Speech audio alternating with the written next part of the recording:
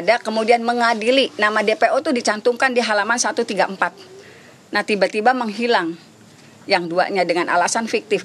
Kalau misalnya DPO aja fiktif, bagaimana dengan peristiwa sebetulnya yang terjadi? Apakah betul sedramatisir itu?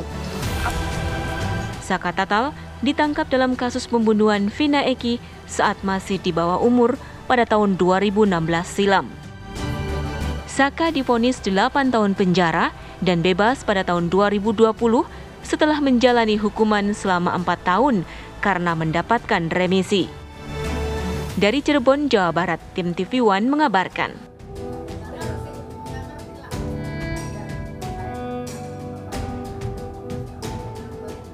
Pemirsa, pengacara Farhad Abbas akan mendampingi Saka Tatal dalam mengajukan PK untuk kasus pembunuhan Vina dan Eki. Saka Tatal menginginkan namanya direhabilitasi karena mengaku tidak terlibat dalam kasus pembunuhan pasangan sejoli tersebut. Apa saja bukti dan saksi yang dimiliki oleh Farhad Abbas untuk mengajukan PK? Akankah Saka Tatal bisa memenangkan kasus ini? Kita akan langsung bahasnya. Telah bergabung bersama kami ada Farhad Abbas selaku pengacara Saka Tatal dan juga mantan Kabareskrim Polri, Komjen Pol Purnawirawan Ito Sumardi. Selamat petang semuanya. Kita menuju ke Bang Farhad lebih dahulu. Bang Farhad, sudah sejauh mana pengajuan PK ini dilakukan oleh kuasa hukum Saka Tatal?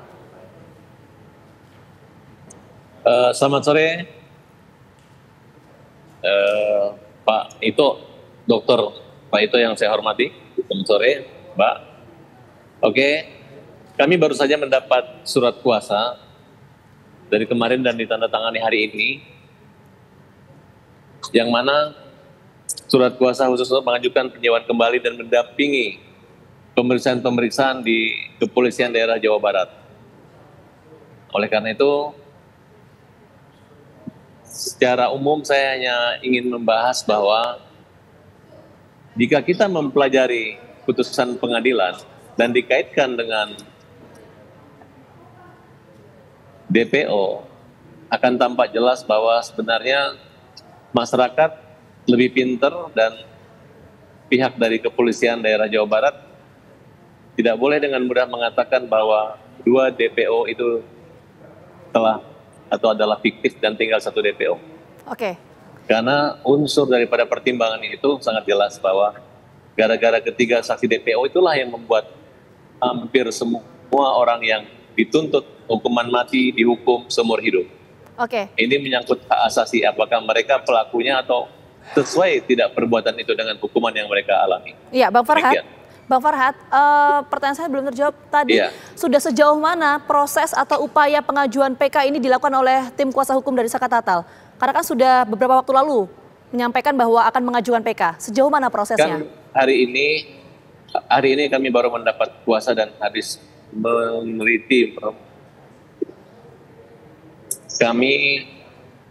Kami membedah putusan itu dan kami temukan ada beberapa kejanggalan karena upaya dari awal itu tidak ditempuh sesuai dengan kebiasaan, diantaranya mulai di tingkat banding tidak adanya memori banding.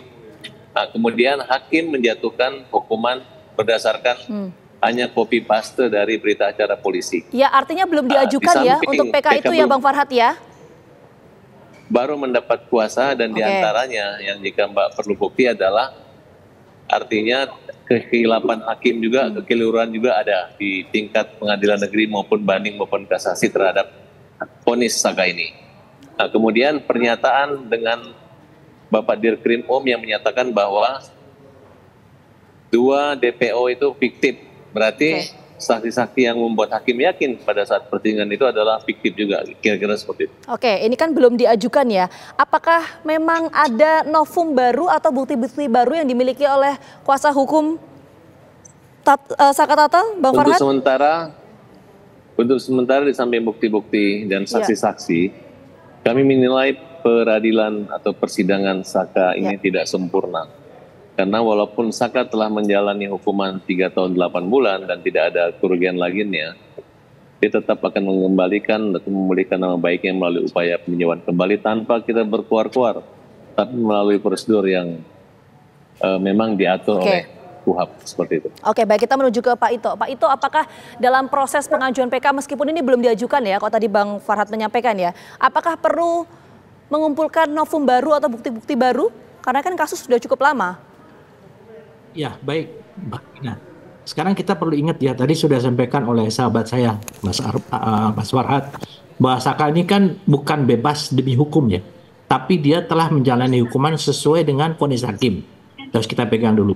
Kemudian di sini kan disebutkan bahwa kalau DPO itu dinyatakan fiktif, berarti Saka juga tidak terkait. Nah, sekarang pertanyaan saya, apakah Saka di dalam persidangan itu mengatakan mengenal dengan 2 DPO itu?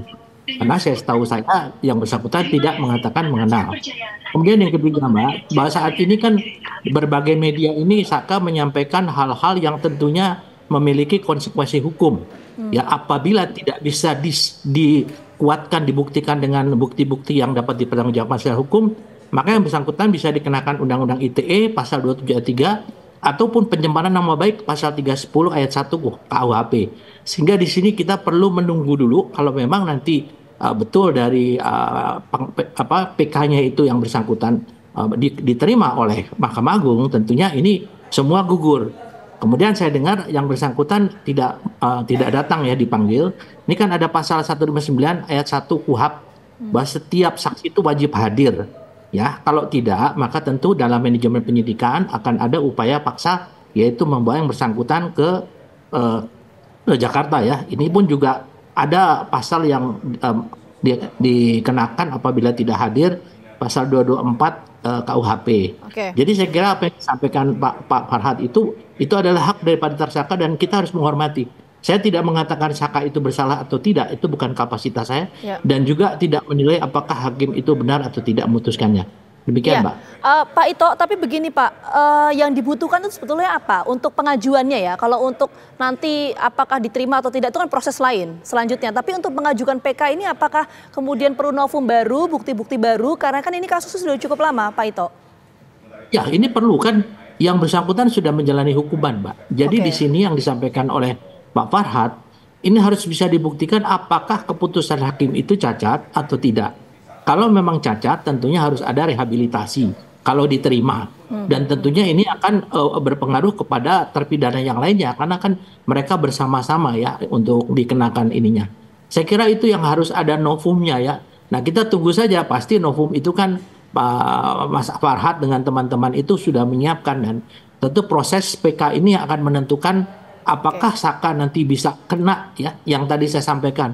Konsekuensinya menyebarkan berita bohong ya, ataupun membuat pencemaran nama baik melalui media. Nah, ini tentunya juga dari pihak penyidik pun pasti akan mempertimbangkan hal ini. Demikian, Mbak. Iya, jadi perlu ada novum baru atau bukti baru. Nanti kita akan tanyakan ya, bukti baru apa yang dimiliki oleh tim kuasa hukum dari Saka Tatal. Usai jeda, kami kembali hadir untuk Anda.